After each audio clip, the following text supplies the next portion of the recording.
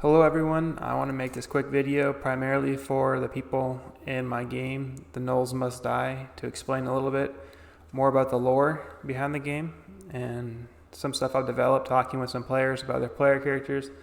I've developed a little bit more than I initially talked about, and I really don't feel like typing anymore at this point. So I'm going to make this video and let you guys know a little bit more about the backstory, and hopefully you could help form your characters from here, or we could create more backstory based on your characters. But the story is the wizard named T-Raw, or the magic user. I'm not going to say he's a wizard. He's a magic user, and it's mysterious what this guy does, but it's obviously he's involved in the magic arts. And he relocated to a desolate desert area, and he took with him a small band of people, his apprentices and his servants, and they were living out in these tents, and no one's quite sure outside of his really close circle. No one's quite sure why he chose this area or why he came there, but it's pretty obvious there's a reason, and it's probably a magical reason that he's there. But desolate area, and right in the middle of the desert, a lot of sand dunes. There's a river that goes through it, and that's why he chose that location to set up a city. The number one hostile force in the area are bands of Gnolls that have been going around doing raids. And because of these Gnolls making raids in other settlements within the general vicinity, people have been migrating to the city of Carleen that this magic user has set up. And other people have been coming there with the hopes that they're going to get cured of their disease from the people there who practice magic. So there's a slight influx of people kind of growing in the city.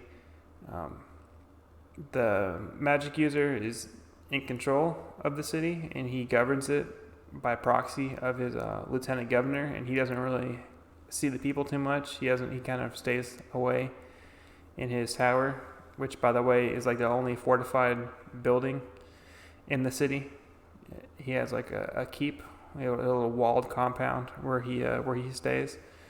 But he's happy people are moving to the city, because with people comes power and protection.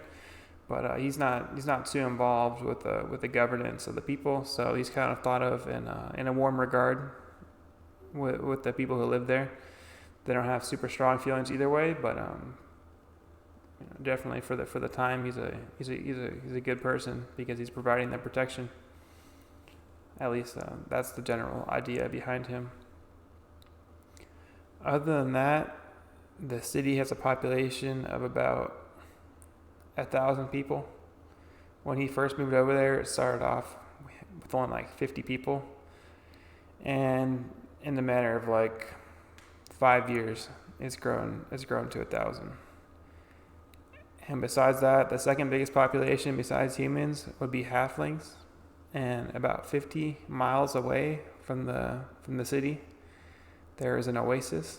And this oasis was the home of a tribe of halflings.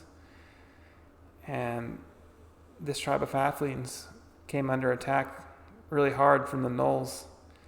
And because of that, some of them actually migrated and started living in the city.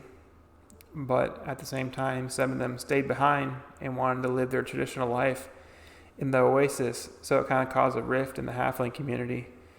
And the halflings in the city are really worried about the halflings in the oasis because the raids keep on getting worse, and they're really hoping that their brethren will move over in the city and kind of accept that current state at this time. But so far they want to stay out there.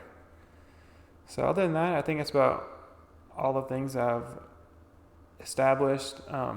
Definitely, if you want to play a magic base class, I would say maybe a bard, you could get away with it, but any kind of wizard or sorcerer, you're gonna have to, well, even a bard too, you're gonna have to be on the down low with your magic casting, because the one pet peeve this guy definitely has, T-Raw, the one pet peeve he likes to be in control of the magic, and he doesn't like opposition.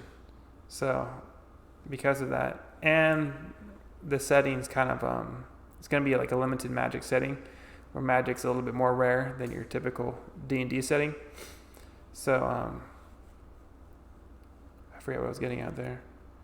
Oh, so if you want to play a Magic user and you don't want to be affiliated with T-Raw, then you're going to have to be discreet about your Magic use. Other than that, yeah, have a good night.